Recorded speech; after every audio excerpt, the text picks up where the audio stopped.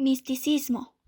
El hecho de experimentar una unidad con Dios o el alma universal se llama una experiencia mística. Cuando ocurre la fusión, el místico tiene la sensación de perderse a sí mismo. En el misticismo occidental, es decir, judaísmo, cristianismo e islam, el místico señala que el Dios con el que se encuentra es un Dios personal.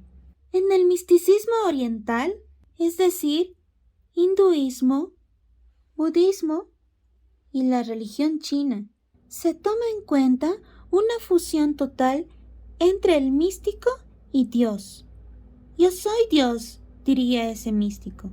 Igualmente, personas modernas que no pertenecen a una religión relatan experiencias místicas porque tuvieron algo llamado conciencia cósmica o sensación oceánica.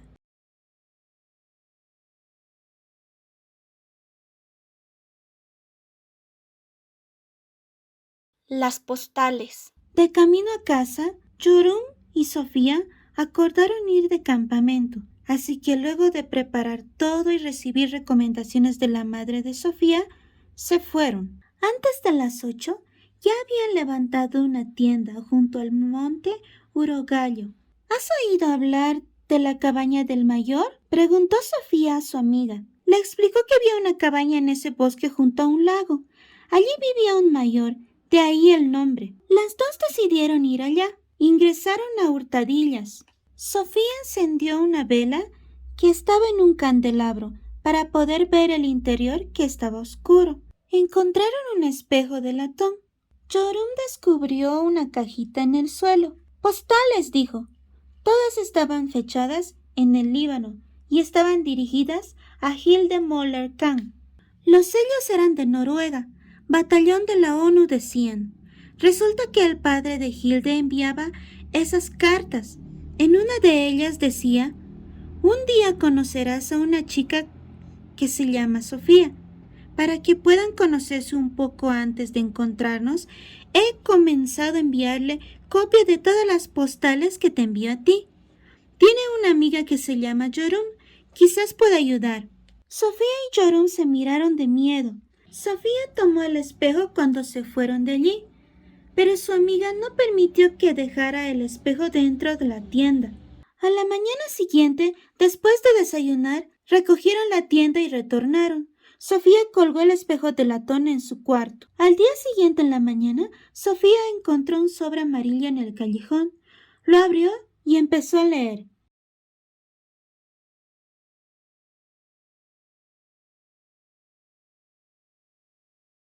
Dos civilizaciones. Jesús era judío. Los judíos pertenecen a la civilización semítica.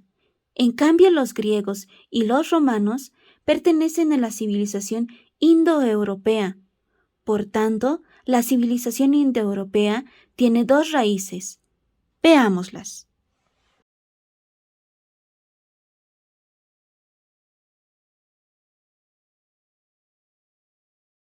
Indoeuropeos. Son aquellos países que hablan lenguas indoeuropeas. Hace 4.000 años, los indoeuropeos habitaron regiones alrededor del Mar Negro y Mar Caspio.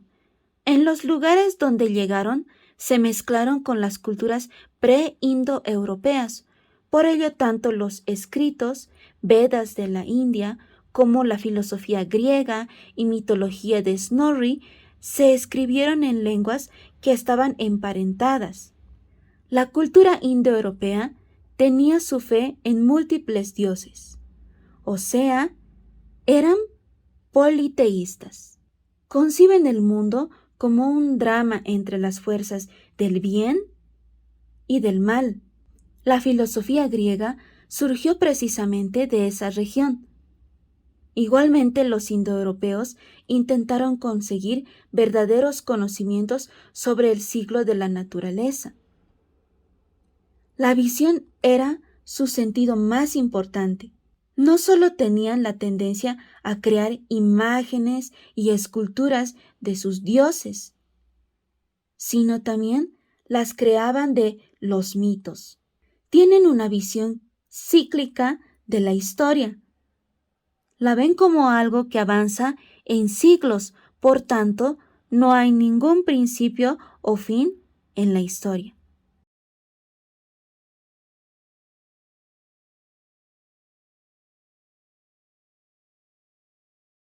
Los semitas. Vienen de la península arábica, Sofía, pero se ha extendido por muchas partes del mundo. Donde más lejos ha llegado ha sido a través del cristianismo. También llegó lejos mediante la extensión del Islam. Por ende, las tres religiones occidentales del judaísmo, el cristianismo y el Islam tienen bases semitas.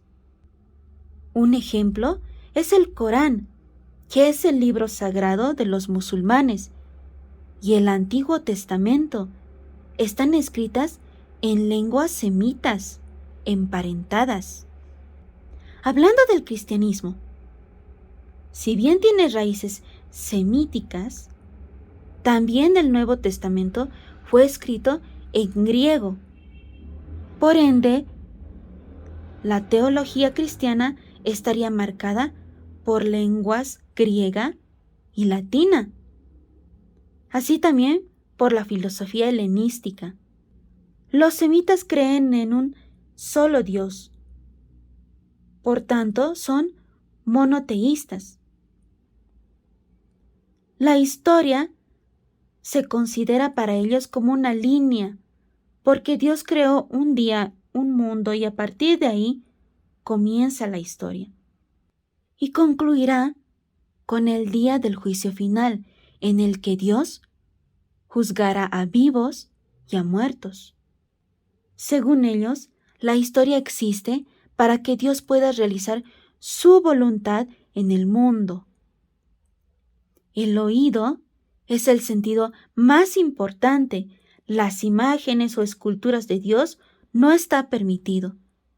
Pero tú dirás, Sofía, en la iglesia cristiana hay muchas imágenes. Esto es debido a la influencia del mundo grecorromano.